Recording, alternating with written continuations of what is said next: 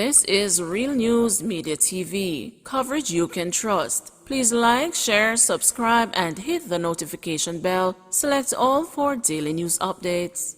Good afternoon, my Real News Media TV family. Welcome back to the channel for another news update for May 27, 2023.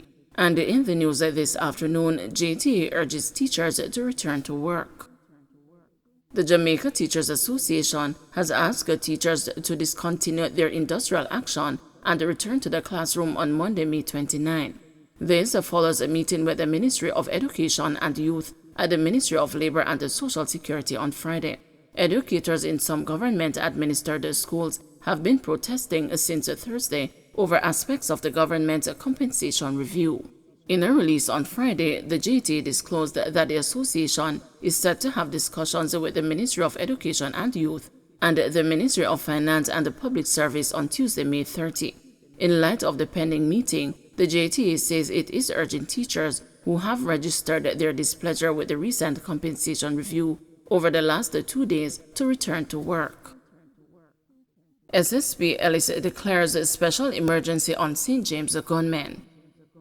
With gangsters in St. James seemingly unperturbed by the government's new Firearm Act and the security measures, such as the state of emergency, Senior Superintendent of Police Vernon Ellis has declared a special emergency on gunmen and the parish's gun culture.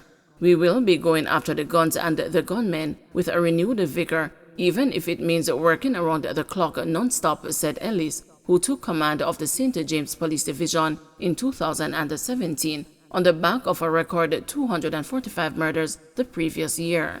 Just as the government declared a state of public emergency for COVID-19, we are declaring a state of emergency against these gunmen, he declared.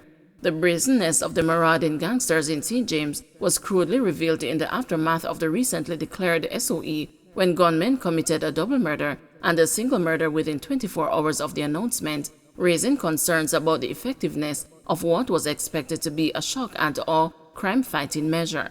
We have been arresting many gangsters and seizing record numbers of illegal firearms, but we are still having challenges, said Ellis.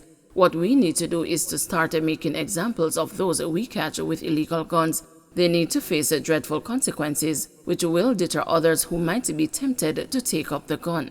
We have been planning and strategizing, and we will be going after them with everything we have got. I am prepared to chase them to the gates of hell, but this madness must stop, Ellis stated. However, while Ellis is all psyched up and ready to snuff out the debilitating lawlessness, which has been churning out more than 100 murders in the parish every year since 2005, a former top-flight police officer who is considered an expert in the security field believes that even with the best of intentions, without better support from the judicial system, blunting the rampant criminality, it will continue to be a challenge. I like the provisions under the new Firearms Act, but I am not pleased with the way it has been rolled out, said the former lawman, who asked not to be identified. We need to start putting the cases under the new act before the court, which will see gunmen being sent away for up to 20 years, not the older cases before the new act, for which they are getting 18 months and 3 years. When quizzed about the views expressed by the security expert, Ellis says he has no issue with the judicial system as it relates to sentencing and offering bails to persons on gun-related charges, albeit he would be happy to see gun cases disposed of within 6 months so that persons are not allowed to be out on bail for extended periods, which sometimes could be for as long as 3 years. It is no secret that in many cases, when these men are arrested on gun-related charges and are offered bail, they just go out and pick up their guns and resume where they left off in terms of being a menace to the society, said Ellis. If you check the statistics, the gun is the weapon of choice for criminals in St. James, so the quicker we get these gangsters off the streets and through the court system, the better it will be for us. While supportive of the various human rights provisions, Ellis is adamant that criminals should be behind the bars and not overly concerned about complaints about overcrowding in the prisons. I am fully respectful of people's human rights, and I believe it is important to safeguard those rights, but at the same time, we must protect the society from these men who are willing to pick up a gun, a high-powered rifle, and go out and kill people and destroy families, said Ellis. That is not the behavior of the civil society, and that is why we are declaring an emergency against the gunmen and the gun culture here in St. James. Let us face it, gunmen have killed more people in St. James than COVID.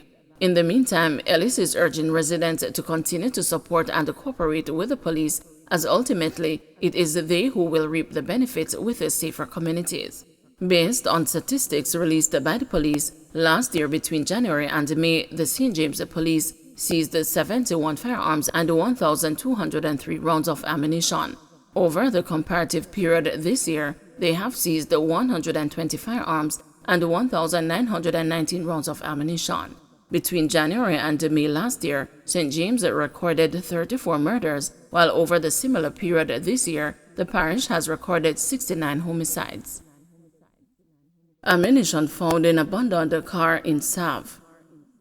Lawmen assigned to the Savannah Lamar Police Division seized several rounds of ammunition during a targeted raid on Segree Street in Westmoreland on Friday. Reports are that between 12 noon and 1 p.m., an abandoned motor car was searched and the following items are found: 86 5.56 cartridges, 49 9mm cartridges, 10 12-gauge cartridges, 5.38 rounds of ammunition, and 1 M16 magazine. No one was arrested in connection with the seizure. Multiple dwellings razed in Jonestown. Firefighters were up to Friday afternoon still trying to determine the cause of a fire that destroyed multiple dwellings at a property on Beresford Street in Jonestown, downtown Kingston, just after midday. At the high point of the fire, we had 5 units and about 30 firefighters battling the blaze, a Jamaica Fire Brigade spokesman told the news. He also said they had no information on casualties or injuries resulting from the fire. Cops accused of assaulting 2 people in St. Anne Police lockup freed. 2 policemen who were charged in 2021 for allegedly assaulting 2 people who were in custody at the St. Anne's Bay Police Station were freed on Thursday. Constables Jermaine Holmes and Gary Barrett were charged following a ruling by the Director of Public Prosecutions after reports were made to the Independent Commission of Investigations that on February 14, 2016, they, along with other officers, assaulted 2 people who were in lockup. It was alleged that Constable Holmes and Constable Barrett ordered the men out of a cell and beat them with batons. The men were reportedly taken to St. Anne's Bay Hospital, where they received treatment. The police officers also allegedly received injuries during the altercation. But on November 15, 2022, the Crown offered no evidence against the cops in relation to one of the complainants. The clerk of court sought to make an application for one of the complainants to give evidence by way of video link, but this application was vehemently objected by attorney-at-law Courtney Rowe, who represented Mr. Holmes and Mr. Barrett. They were also represented by John Jacobs. The judge dismissed the application, however some charges remained. The court was told that the complainant for the remaining charge had died of injuries unrelated to the matter before the court. The Crown sought to tender the statement of the now deceased complainant into evidence by virtue of Section 31 of the Evidence Act, but this was again objected by Mr. Rowe.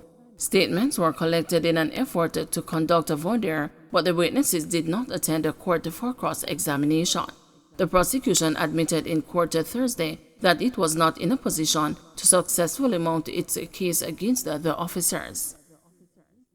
Don't forget to like, share, subscribe, and hit the notification bell. Select all for daily news updates.